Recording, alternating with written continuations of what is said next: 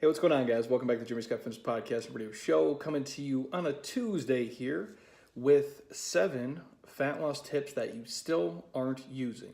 Now, I say that in jest because I don't know what you guys are currently doing on your fat loss or weight loss journey, but these are things you guys should know. You're probably doing some of them already. Maybe you're not doing all of them at scale. Maybe you're doing them intermittently. But I think if you can put all these 7 pieces into play and do them consistently over time, you guys are going to be able to look and move and feel any way that you like. And this is exactly how we drill down on transformations in any program that you do with us. Everything that we do, we coach.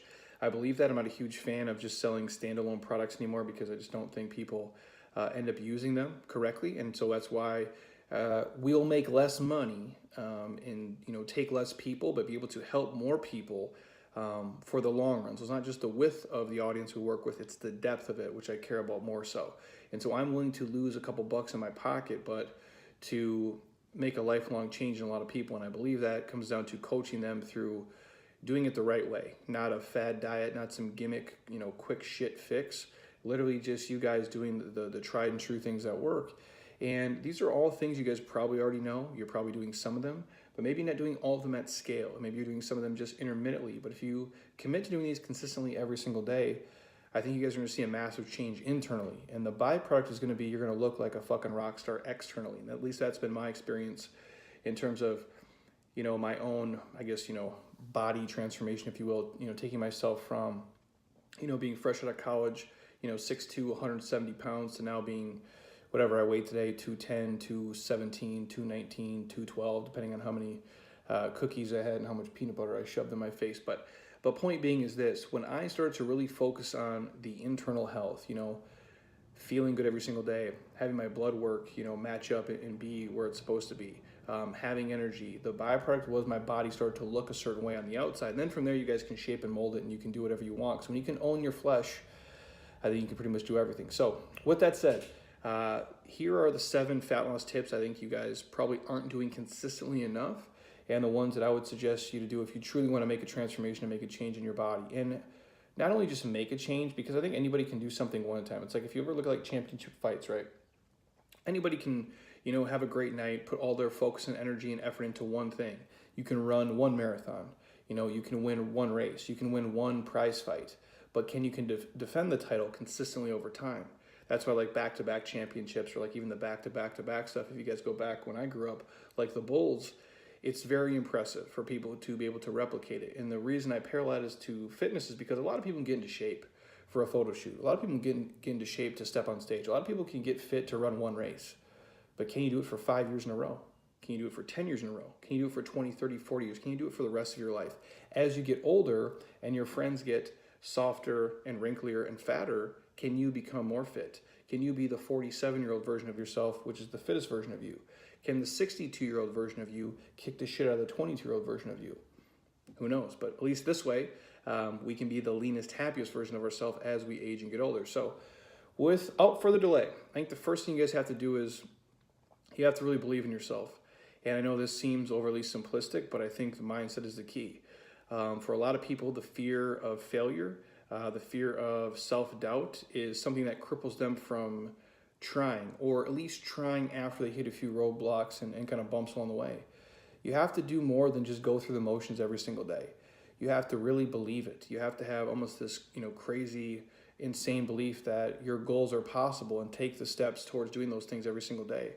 That means you guys having confidence in yourself, that you can push yourself in the days you really don't feel like doing shit.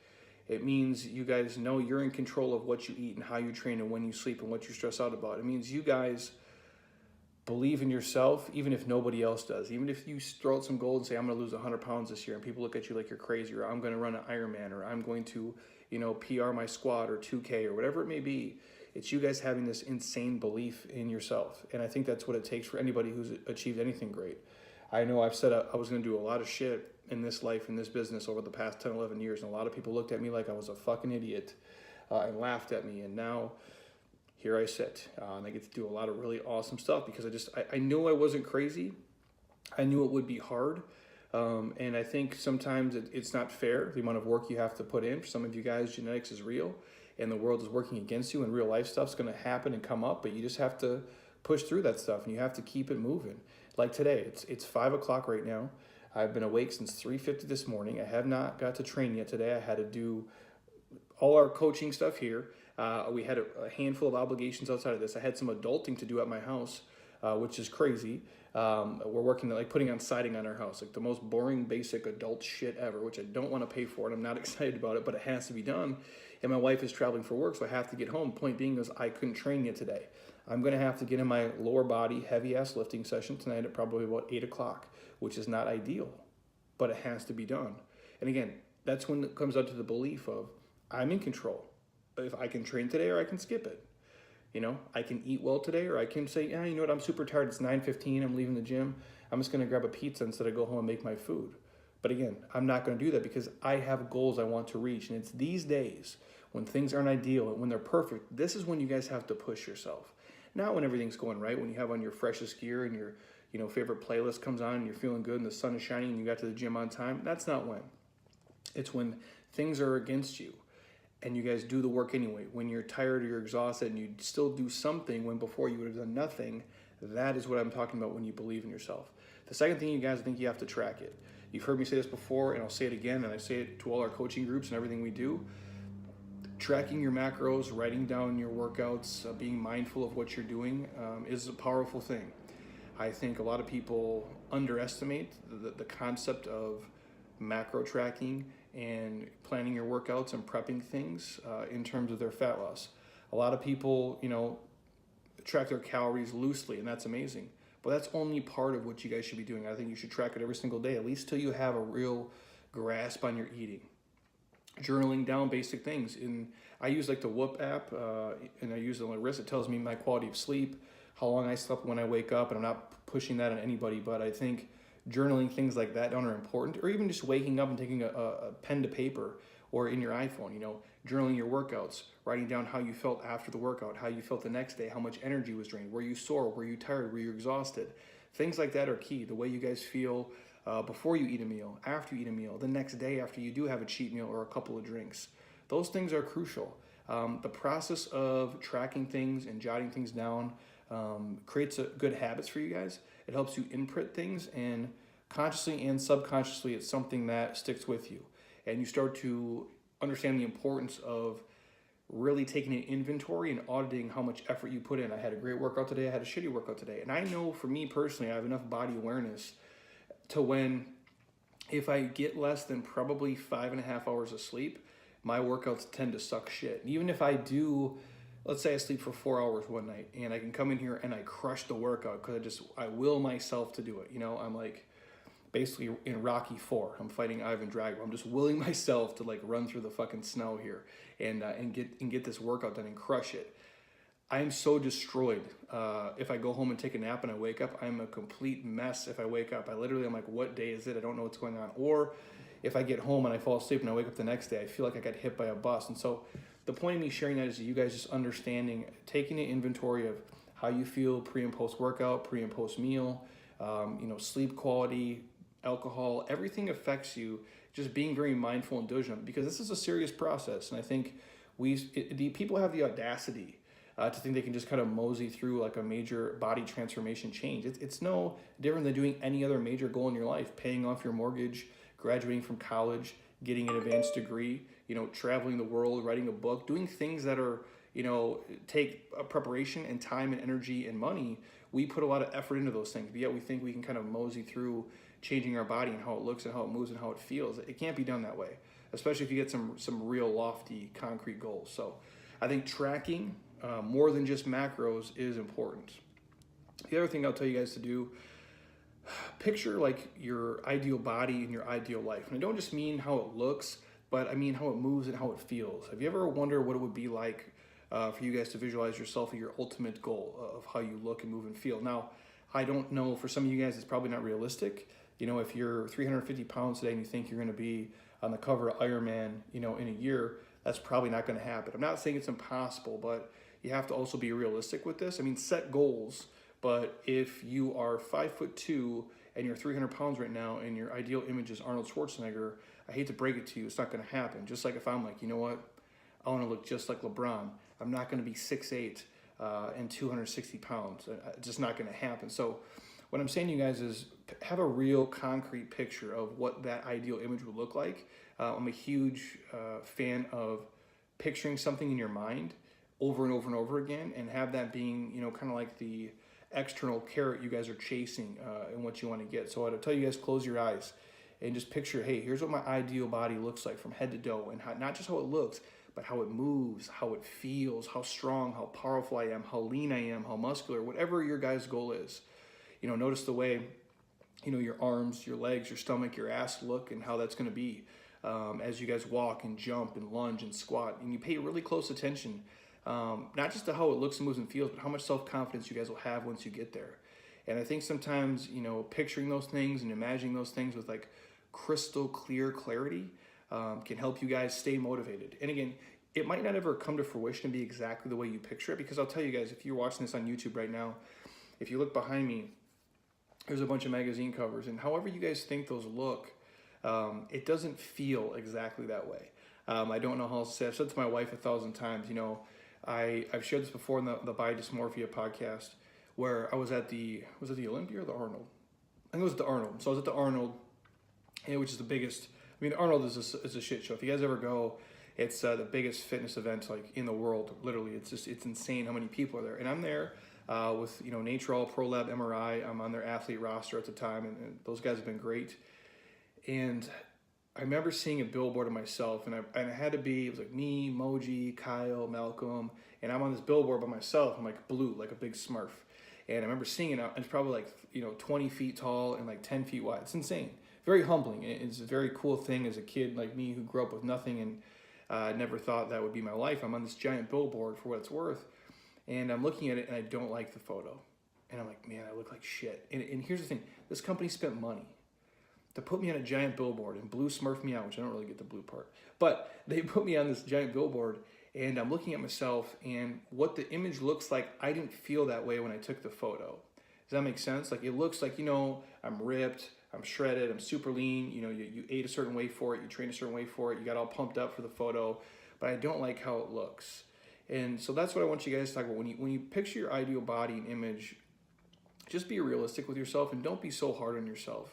And drive yourself into the ground, because I wish all of you guys would be able to get to whatever your body looks like in your brain anyways, and be there and then understand, okay, wow, you know what, my stomach might still be a little bit soft, or I might still have a little bit of fat here, a little bit of cellulite here, and that's okay. It's not about you guys being perfect, which I'll touch on in a second. It's about you actually accepting you being the best version of you. And there's always going to be genetic things that are uneven. None of those are completely symmetrical. And there's always going to be body parts that lag, or a little bit fatter or softer or smaller, whatever it may be. But it's you guys just stopping in the moment and appreciating, holy shit, I worked really fucking hard for this, and I look really good. I'm in the best shape of my life. And that's where I get to the point of you guys not letting your fitness steal your fitness, because I think a lot of people do this. We've had a lot of people compete, and again, I'm not against competing, like stepping on stage for bodybuilding or physique or classic or bikini or figure, whatever you're into. But a lot of people will do it, and then they don't win the show, and they don't place first or second or third. They place ninth. They don't make first call-outs. Then they're pissed off because some stupid-ass judge told them that their chest wasn't, full enough, or they didn't have enough glute ham development, or their tie-in wasn't great, or whatever the comment was. And these people get these complexes. What I'm saying to you is, if you work really hard for something, pat yourself on the back. Like, congratulate yourself for it. You can always work to change things, but you can't get in the best shape of your life and then still hate yourself and not be satisfied. That's a sickness. You guys have a problem. That's body dysmorphia at its finest. And I think we all have it to some degree, but just know if you guys are working hard, take a minute to congratulate yourself and celebrate the work that you're putting in, because you're in a very small percentage of people. If you have abs at all, if you want to go that extreme, you're in the 0.5%. You walk into a room of 100 people, you're the only person with abs, bro. It's just a reality. Because most people will never see that. They'll never put in the time, effort, energy, and the dedication to be that lean and live that lean 24/7, 365. That's an insanely hard thing to do. So again, if you're in anywhere in that arena, do not beat yourself up over it. And again, abs are not the epitome of being fit. But if that's a goal for you guys, you can work towards it and you can have it. But just know, even when you get there, it might not feel exactly how you think it feels. But I urge you guys to at least picture it in your brain and strive for it and work towards it, because I do think that is a motivating thing for you guys to get to. The next thing I'll tell you guys is, if you're really trying to make a fat loss transformation, you have to be willing to say no. And you have to be willing to turn shit down. You have to be willing to, suffer in silence, if you will. Because I think for a lot of you guys, saying no is hard. You want to please everybody. You want to do everything. You want to go to every social event, every happy hour, every spring training game, every time your friends get together and have drinks and eat food. And I'm not saying give all that stuff up, but you're going to have to be comfortable with the goals you've set and the lifestyle that you're choosing to live, at least for this duration. And once you become really fit, you can choose at that point if you want to own it and stick with it, or you want to, reel back a little bit and let your fat ceiling get up there. But what I'm telling you guys is there's a ton of temptation and peer pressure and social events, because everything we do, especially in America, typically revolves around food and drink. More specifically, at least what I see in the circle of people that are, my wife and I are friends with, it's a lot of people who like to drink alcohol. And there's nothing against that if you can do it responsibly. It's really not for me. I'm not saying I'm not responsible doing it, but I come from a family of, people who have highly addictive personalities, alcoholism, addicted to prescription pills, illegal drugs, prescription drugs, you name it. And I know how I'm wired. And I know I can go from 0 drinks to 10 drinks instantly. And I can get very addicted to those things. I've fought addiction in a handful of areas my whole life. I'll do that on a different podcast altogether for you guys. And it's tough to do, so I don't let myself get in that arena. But if that's not what you guys, struggle with, I'm saying is the little drinks here or there, with friends, with family, with work stuff, with leisure activities, they compound over time. And they create unhealthy behaviors and patterns and habits. Because let's be honest, who here has 9 drinks and then makes good eating choices? Almost fucking nobody. It's impossible. If I have 10 drinks, bro, you might as well just take me to Taco Bell or something stupid. I mean, probably go In-N-Out Burger in all reality. But when I was broke as shit, it'd be like, I remember we get hammered up and, it'd be like, hey, will you drive us through Taco Bell? Because I had $4. So I got to fry for 3 or 4 tacos. But my point being is, you have these drinks and you make awful food choices because of it. So when you're out with friends and family, you're going to have to say no sometimes. Whether that means drinking water or a diet soda or coffee. I bring coffee to a lot of events, and that's how I kind of avoid the booze. But again, at this point, I'm solidified in who I am and my decisions. And again, people don't really push things on me. Once in a while, they try to.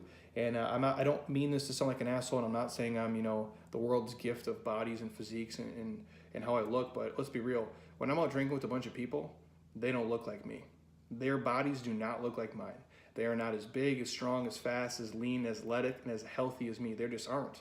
And that's because of byproduct of what I do every single day, because I don't partake in all the drinks that they do. And that sometimes is a differentiator between people. So you guys have to truly be confident in what you're doing and be solidified in it, and have self-awareness, respect yourself, respect your goals, and know that drinking a shit ton of booze and eating all the pizzas and cookies and cakes and burgers all the time, they're not in line with your goals, and they're not going to get you there. And for a lot of you guys who are already eating really well, sometimes it's the drinks. I talked to a lady the other day where it's like, she's eating like a rock star, but she's drinking basically the equivalent to 2 drinks every single night.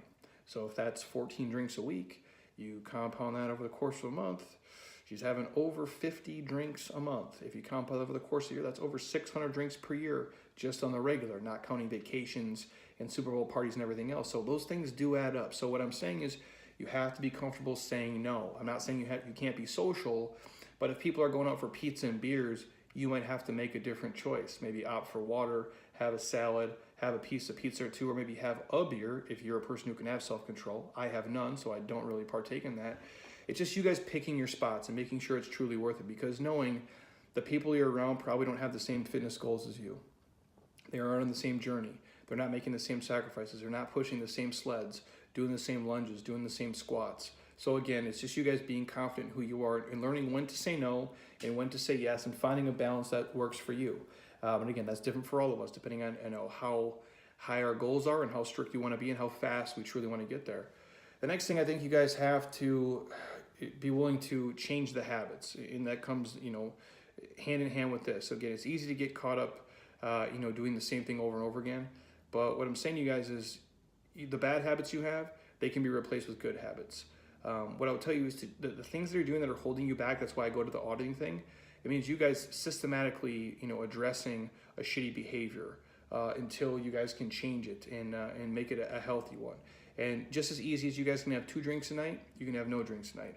Just as easy as years ago, I would start with eating a little bit of trail mix, turn into eating like a pound of trail mix a day, turn into me never touching trail mix or eating it because I know you have no self-control with it. I'm talking like the good trail mix, like at Trader Joe's, or like even Sprouts. Like with what was the one trail mix they had? It was like cashews, cranberries, dried pineapple, and like macadamia nuts. It was like crack. And there's another one too. It was like, like the M&Ms, peanuts, all the shit. Anyways, my point being is I had to change that habit if I wanted to truly be fit and stay fit, because it was putting me in such a calorie surplus, because those things are dense as hell.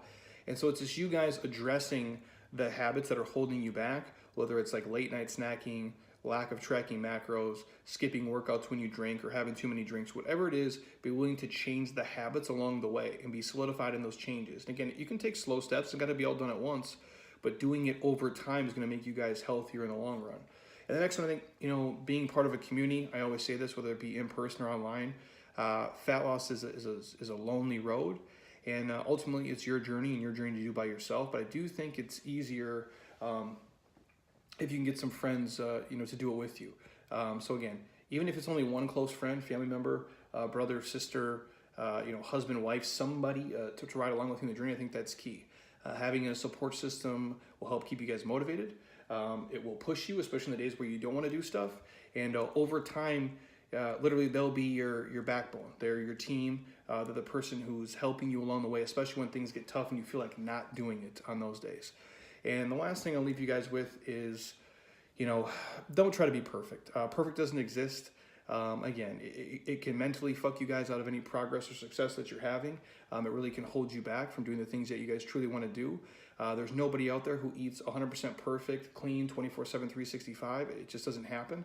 There's going to be mental fuck-ups, whether you guys want to admit it or not. Even I have days where I don't do things perfectly because I either get lazy with it or too busy or I'm too tired or it just can't be done. If you guys want to, live by the 90-10 rule or the 80-20 rule, it's truly whatever works for you. But again, I wouldn't beat yourself up over doing things that aren't perfect or are not ideal. We're all going to have stumbles and falls along the way. This is a lifestyle, and you have to kind of roll with the punches and make little progress over time. So again, you guys, take that for what it's worth. Just 7 quick things you can take with you on your fat loss journey that you might not be doing now. Maybe you're doing them, but just not doing them as quickly, as perfectly as possible over time. But if you do them every day and you stack them up, I promise you guys, you will find success on your fat loss and weight loss journey. Just give it some time and be patient because this is a lifestyle. It's not a quick fix. It's not a gimmick. It's something you can do for the rest of your life. So if you're on iTunes right now, stop. Don't be a lazy ass. Drop me a 5-star. Leave a comment, you guys. I promise you, I truly do appreciate it. And the power this has by you sharing it with somebody else or just leaving a comment, it does help us out. And if there's anything else you guys want to hear on the podcast, please shoot me a message, send me a DM. I'm happy to record it.